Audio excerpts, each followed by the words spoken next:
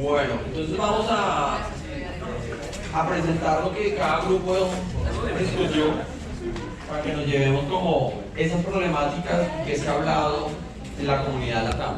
Nosotros tenemos unas problemáticas, las discutimos, llevamos cosas y pues todo el mundo va a hablar de datos. Dentro de data y datos. Héctor nos va a hablar de gobierno. Y acá Celín nos va a hablar ahora de... Celín nos va a hablar de comunidad.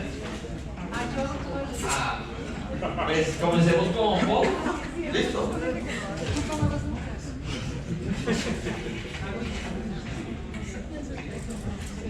Ya, bueno, el grupo de nosotros que nos tocó los datos y la data, la discusión un poco empezó por la parte técnica, ¿ya? Y vimos que no había muchos problemas en la parte técnica de los datos, o sea, cómo bajar datos, las herramientas que hay para bajar los datos. Y al final todo, creo que la discusión derivó en la ética de los datos.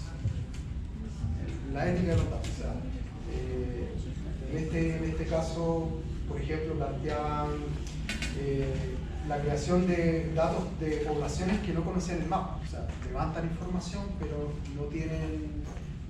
no conocen el mapa, ¿ya? No saben para qué están levantando información. Otro problema que surgió era el etiquetado, ¿ya? El etiquetado en indígena, ¿ya? En el idioma indígena, ¿ya?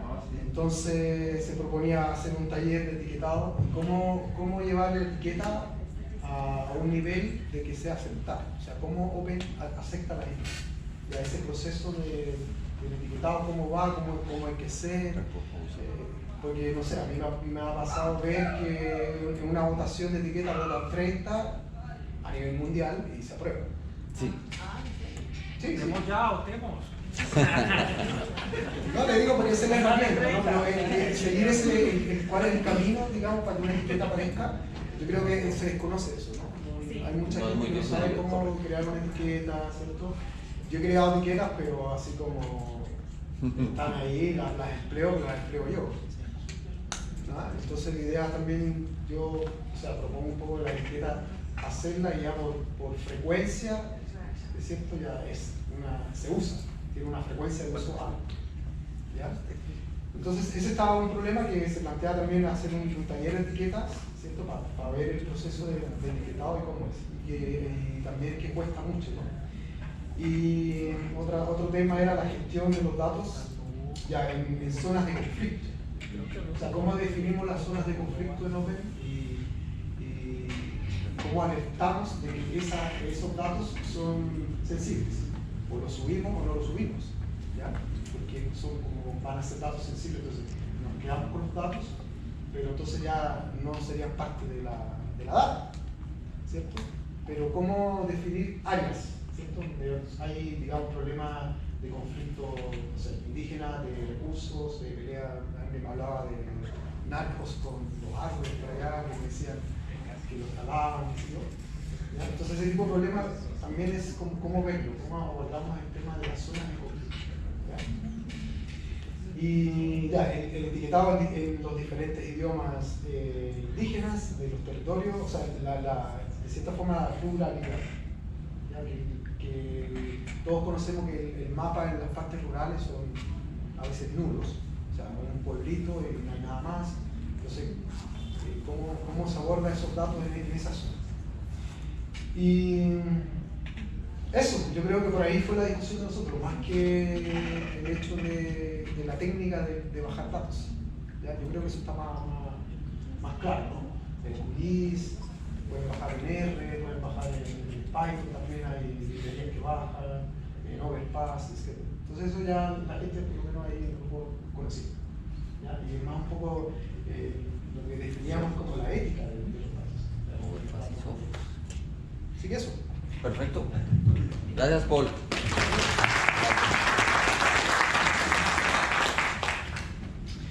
Bueno, yo llegué a media discusión de mi grupo, entonces me tienen que complementar.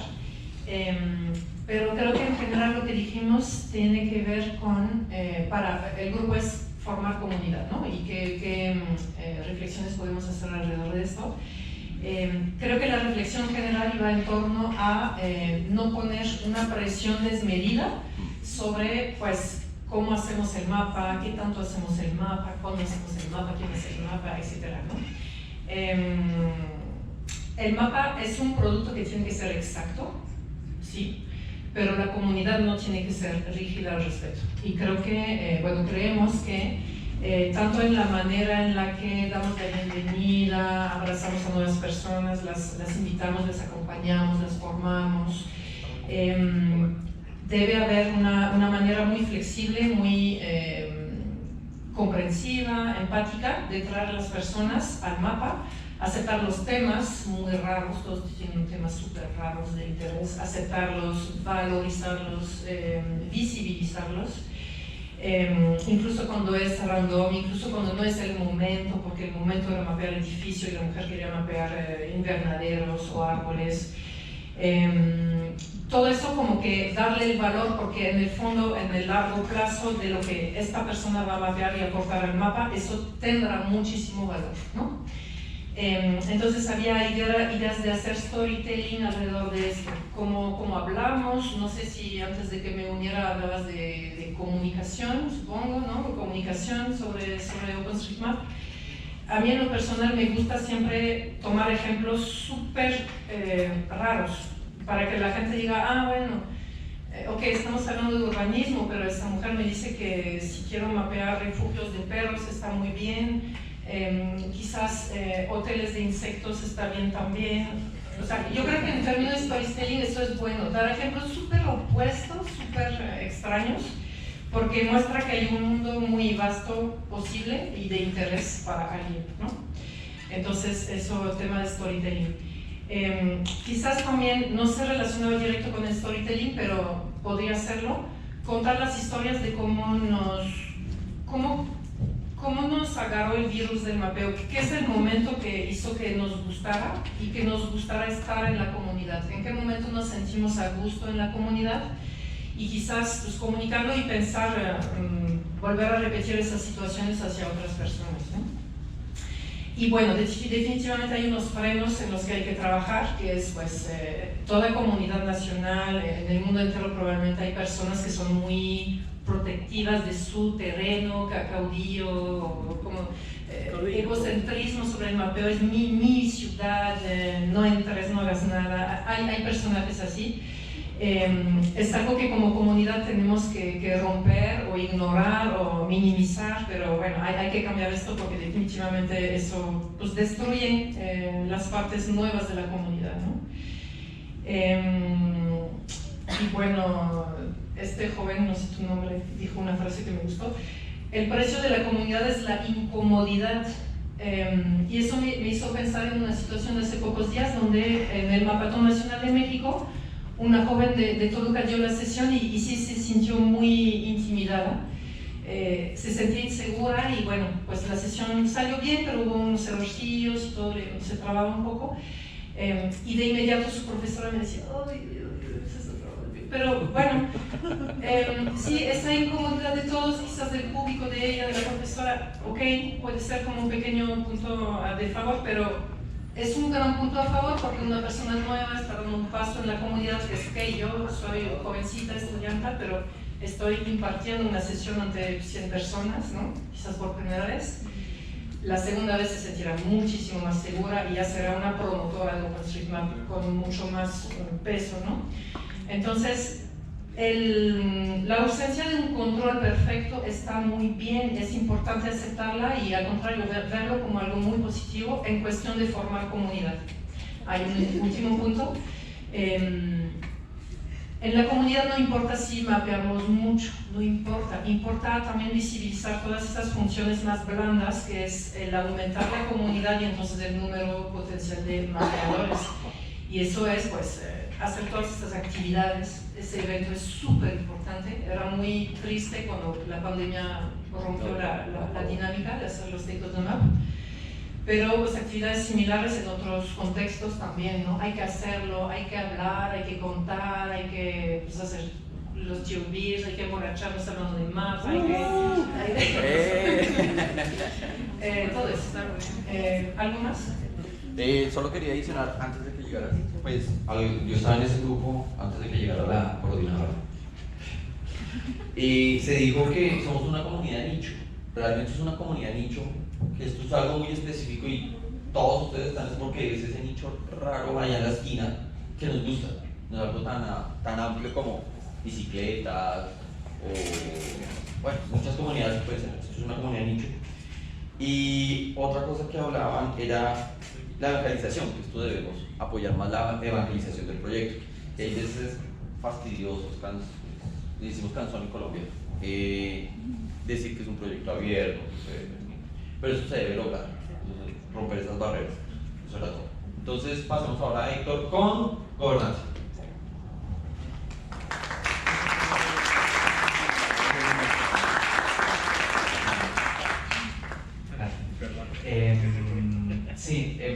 Bueno, en nuestro grupo primero hemos empezado hablando sobre cómo OSM y la Fundación OSM está centrada sobre todo más en el tema tecnológico. Bueno, sobre todo la Fundación está pues, manteniendo el tema tecnológico, los servidores, la base de datos, pero que quizás no es tan amigable con digamos, la parte más social y que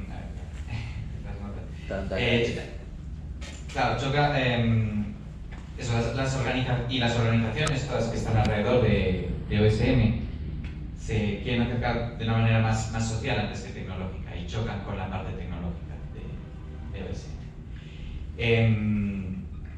Y entonces, ¿qué hace falta explicar un poco más para qué se hace la tecnología y que OSM quizás debería ser más amigable hacia la parte más social, ¿no?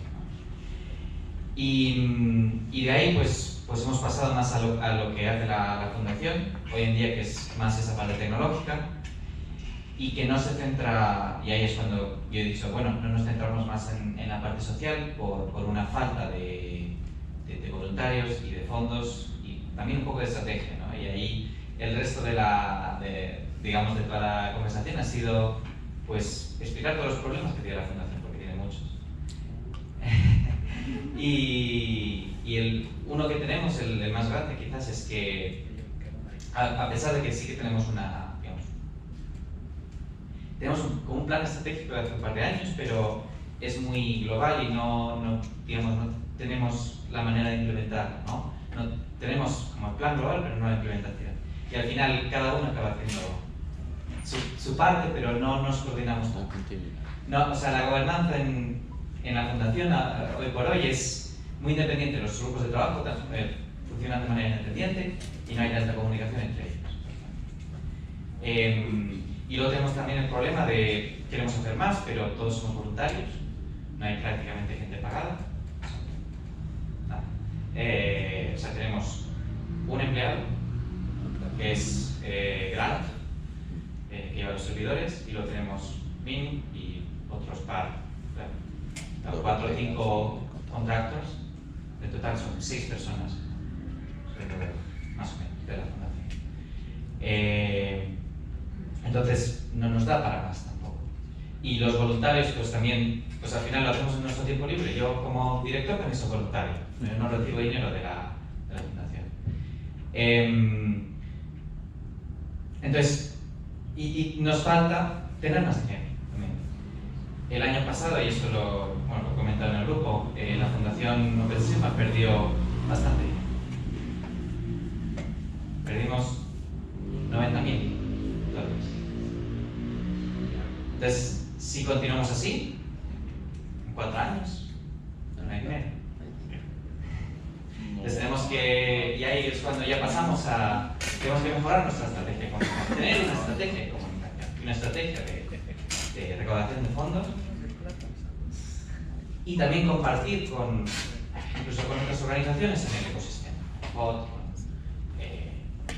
más organizaciones del ecosistema y aprender todos de todos, porque al final todo el mundo queremos que OSM mejore y OSM al final es el núcleo que hace que todo funcione correcto, ¿no? Entonces, bueno, pues por mi parte eso, salió con más ideas de saber cómo mejorar y sí que es verdad que tenemos que hacerlo mucho mejor porque hoy en día la Fundación OSM es bastante pequeña, todo el mundo voluntario, es bastante caótica, hay que ser sinceros. y hay que realizarla más, tener objetivos más definidos y tener sobre todo una estrategia a futuro que sí que, por ejemplo, por la parte tecnológica, ahora estamos teniendo con Min. Él está contratado para eso, para, digamos, tener una estrategia tecnológica para los años que vengan y para decir qué falta en la parte tecnológica, ¿no? Pero no tenemos a nadie para tener una estrategia de recaudación de fondos. No tenemos a nadie para una estrategia de comunicación. O sea, tenemos sí un grupo de trabajo, pero hace falta más, sí, hace falta tener más estrategia y más visión a futuro. Y nada, pues entonces tenemos mucho que en lo que trabajar. Y lo último, y esto ya es mi llamado a todos vosotros, que al final la fundación también está abierta para todos. Entonces, si alguien quiere ayudar a que eso sea realidad y definir más estrategias, pues están los grupos de trabajo para eso. Y si alguien quiere ayudar, por ejemplo, en el tema de recaudación de fondos y en el tema de comunicación, ahí está el grupo de trabajo de comunicación para hacer toda esta campaña y llevarla a él. Entonces, bueno, este año esperamos, esta segunda parte del año, sí que tener habíamos empezado una campaña de recaudación de fondos, pero aún no tenemos nada claro cómo hacerlo y no queda tanto del año, pero y sabiendo que el año pasado perdimos, porque sabíamos que habíamos perdido, pero no sabíamos qué tanto, y ahora hace poco nos enteramos que bastante más de lo que pensábamos, y es como, sí que hay que tener una estrategia. Bueno. Es duro, pero sí, eso es lo que hemos hablado en el grupo. Sí. Si hacemos una competición.